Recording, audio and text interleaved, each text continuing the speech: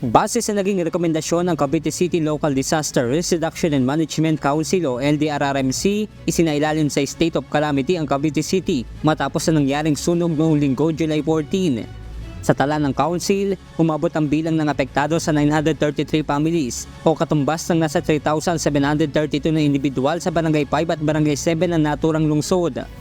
Layon ng naturang resolusyon na kaagad na mai-release ang Quick Response Fund o QRF na siyang itutulong sa mga nasunugan. Samantala, patuloy na nananawagan ng Cavite City Local Government Unit ng donasyon para sa mga apektadong residente. Sa inilabas na anunsyo ng Cavite City LGU, hindi na sila tumatanggap ng mga damit bilang donasyon dahil sa tambak na umano ang mga naibigay sa mga residente.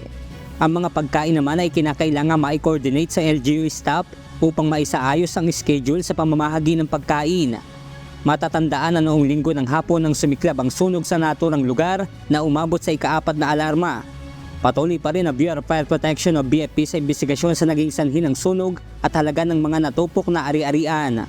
Benedict Samson, umahataw sa balita ngayon.